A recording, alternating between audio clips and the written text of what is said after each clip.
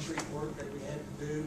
So we've got a number now on that. Maybe it was a little bit higher than what we anticipated, but we kind of did think that it was gonna come in a little bit higher simply because there's so much demand for work out there right now. It's not a buyer's market. And the concrete work was some concrete that we had to cut up and add out back. So it does look like we're going to be able to return about $50,000 to the county commission, and we'll talk to them about that. I'll have that final number at our June 14th meeting when I go back over there to talk to them about that. But we promised, as we started this project, we'd have it done on time. We finished it up roughly 3, 4, 5 months ahead of schedule. Well, it wasn't actually supposed to be done until August, so we had it done before the end of school, and that we did it with under budget. So, and we told the county commission if we did do it under budget, we'd bring them back the money, and we're doing so. There's been a lot of conversation lately over the tennis courts. I did reach out to Water State Community College. They do have some courts. Dr. Mitzka didn't really indicate that they were that excited about repairing the courts that they had. He seemed to think that the courts that they had might be better used as parking area. They just needed that area. So he was not that he wouldn't be willing to work with us. I think we've always had a great relationship with Water State, but it just didn't seem like that was one of their high priorities. You can go over and look at it and tell them how priority, but I don't know why they just don't go ahead and take the fence down and make it parking. Well, I think that's one of the things that they're looking at as soon as they get money to do that. I think they're doing that because the parking was more needed. So then, if they are gonna move the tennis courts from the current location, then where would we put it if we were gonna be the owners and keepers of that? We do have that Bales property, you know, when we bought that, and I've got the map here. If you look, that area, you can't really see it, but you can see where the high school is located in the top. Well, yeah, I can go do it if you like. Yeah, you know what you're talking about. Pointers don't point on these screens. We need to, do they go develop one that will point on the TV screen? Yeah, it's called this right here. What are you thinking today's world? Well, we could actually do it with the pointer if we needed to. So here's the high school, and then this is the Bell's property that we had over here. And I've just marked this in myself, so this is not surveyed and that accurate. But we do have this area. At one point in time, we had talked about doing the girls' soccer field there because we were really worried about some Title IX issues. But we were able to find some area over in here that we were able to put the practice field over there. So this is undedicated. So we do have an area here that if we decided that we wanted to put the tennis courts, we've got ample room over there to do that, if we decided to do that. Now, it is over on that side of town, and maybe not the most centrally located, but it's not that much further than where they are currently, really, when you look at just simply the mileage piece. So it'll be for both high schools to use practicing? yeah, I think the thing that we would do, we can still practice at the country club, I think. I still think that's an option. But this would be the one where, you know, we could do tournaments and that we could do matches and some of those. Well, but the practices right now, the west does it at the country club, the east does it at Frank Arena. Right. So, and then the tournaments and everything. And we may have to switch something around of that nature, but. Wouldn't it be better to put the tennis courts over here since these kids on the east side don't have anywhere to practice? Yeah, let me go through that and then we can. Okay. So when we look at this, then there's also the Fairview property, which again, you guys know that is not centrally located. Here would be Fairview. We've got that entire big area. Not a great location, centrally located, but that is an area that we currently own. The other option that we have is over at East High School. This is the high school football field, stadium over here. These are the pieces of property that we just bought. So this section, we just closed on this one on Friday. This is the one that we were talking about at our last meeting to get the option on. And then again, this is me drawing this in, so this is not surveyed, but these are the areas that we own. This area right in here is where the batting cage is located, So that's taken up. Hugh and I looked at this, we need about 2.5 acres to do the 8 courts. We're not really sure, unless we were to take up some parking, which is already an issue. We're not really sure that there's any place on this campus that we could do the tennis courts over here. Now, again, we could do it if we took some parking, but we don't want to make a bad situation even worse. So now, there's other options. We can look at other pieces of property. We can, talk to the city about that, but How many parking places would you lose if you put it over there? we'd have to survey it out and see just what it would be. Just the problem that we would have is this would be probably the most logical place, but it's such an entryway right here. We don't know if that would make a lot of sense to close it off. What about over by the Long Road track? Is there any property that's over this way? No, we've got a piece of property there, Hugh, but it's not anywhere near big enough. I was just thinking maybe some parcels around. We still saying that Bell's property would be the place to put tennis courts for West High School? Well, I think when we're saying tennis courts, I think we're saying for Hamlin County schools. And then both teams, it'd be much like the stadium, is that both teams would use it when they needed it. But then who would practice on it? That would be something we'd have to talk to the principals about. It would make some sense, to maybe do that since it's so close to the west. At this point, we're just trying to get tennis courts so that we can play them. And then also provide that for the community. Have they determined for sure that they're gonna take Franklin No. Mills? They're not even for sure about that. Guys, and we are not, you guys asked me, the board asked me to look at some options. And so that's all we're doing right now, is just looking at options. If you have some other property over there and you put tennis courts on that right there close to the stadium, could you not make parking out of the other property that you own? We can, and that's what we eventually do. I mean, we bought it for parking really more than anything else.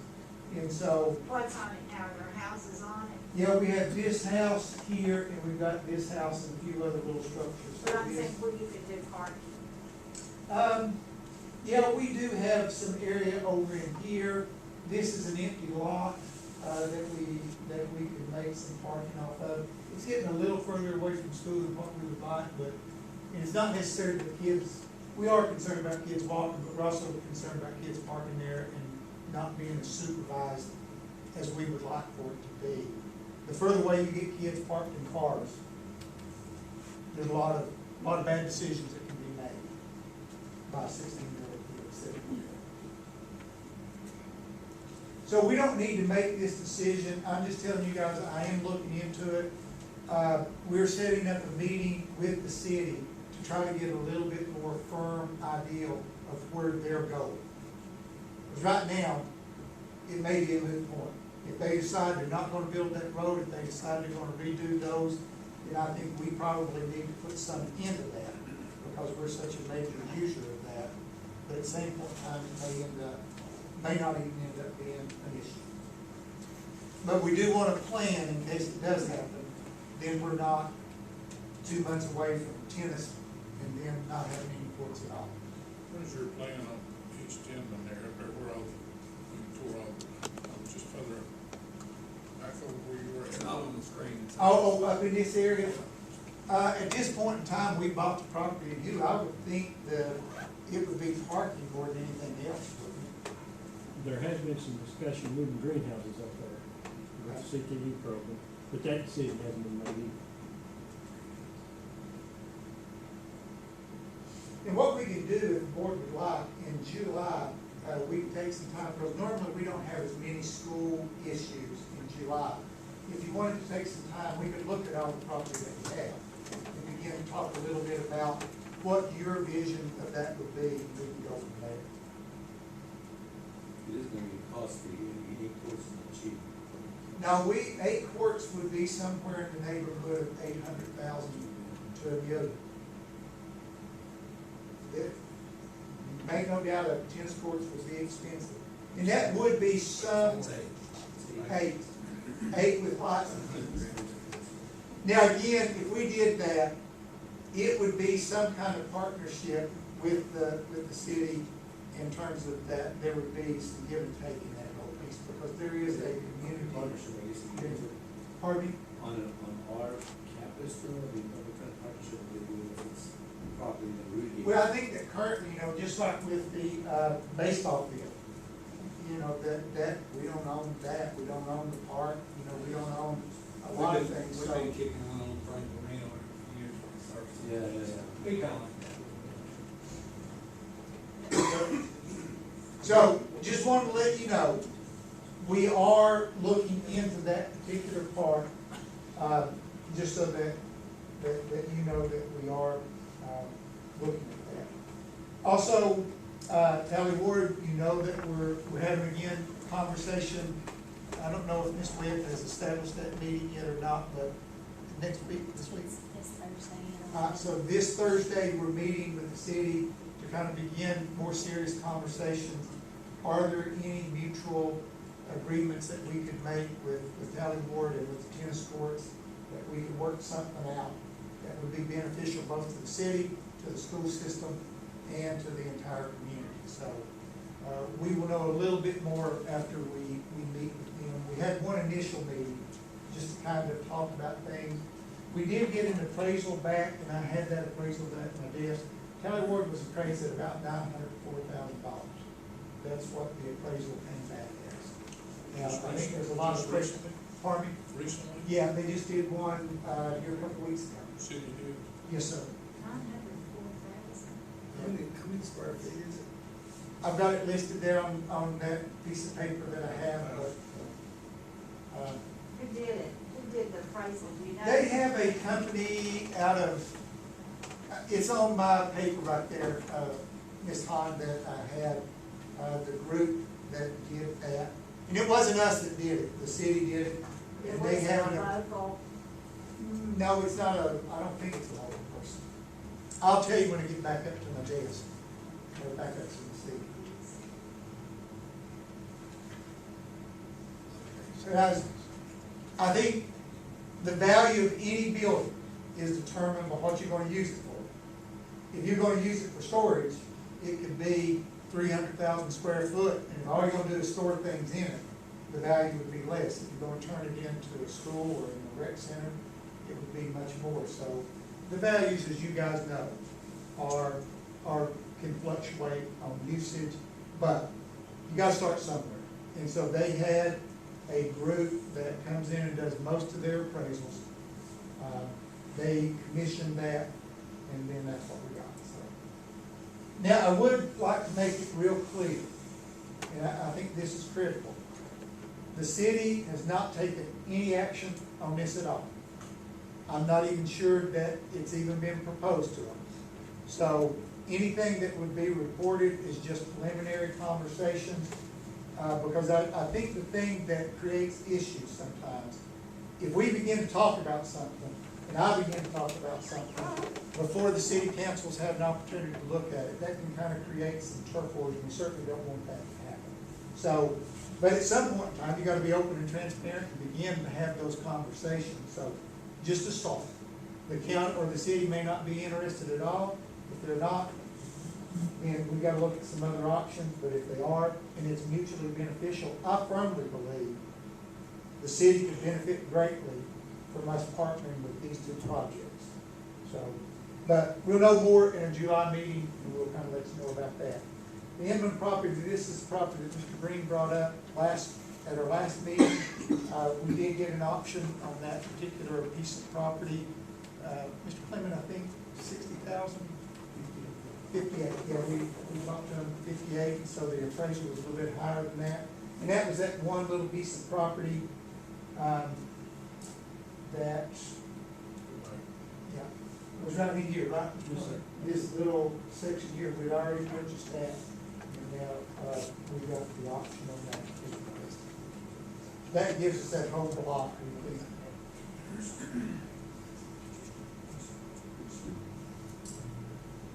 Okay. All right, so, The other thing that we're looking at is Lincoln Elementary. We are presenting to, we're presenting to the county commission on June 14th about this particular project. And we do feel good about that. Actually, part of the discussion this evening, this is only in committee, so I think everybody knows how the commission works. The committee meets first, then the committee makes a recommendation to the whole commission. But on these, every member is a member of that committee, so you've got the whole committee there. We did present the budget this evening. They approved it unanimously. 4 board members could not vote for it because they have spouses or they're working for the school system, so they had to accuse themselves from voting. But we got a unanimous vote, and what they did is that, well, I'll tell you about that when we get to the budget. But part of that resolution, they talked about moving 9 cents over to capital projects, which would fund $22 million. So, you know, it's a situation where no commitment, they've got to vote on it, but at least they're having that conversation. So that'll be something we'll know a little bit more on the 14th. So any questions about any of these capital projects?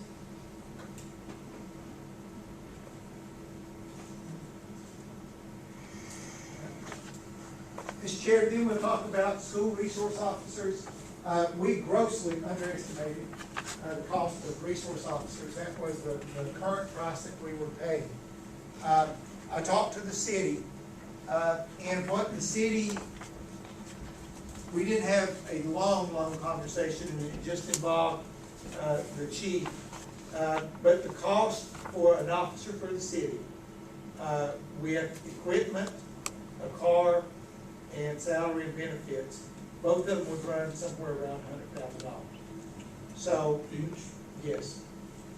So, and the problem is you've got $45,000 to $55,000 for salaries. The car is a certain amount, then the equipment and uniforms and everything else that they provide. So each one of them came somewhere in the neighborhood of $90,000 to $110,000, depending on what you had. So both of them are that amount. Now, both individuals did talk about that if we did this, then there could be some conversation with the city about would they pick up any amount of this, would the county pick up any amount of this. I'm a little bit worried, you know, the county's already approved our budget and, or not approved it 100%, but they have given us some money, so, you know, I'm a little bit reluctant to go back to them to ask for that.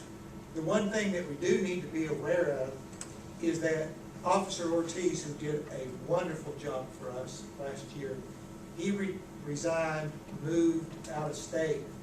We didn't have that position on either. They couldn't find anybody to really replace him. So it's not like these individuals are out there. So we couldn't even fill that position with a qualified person this year.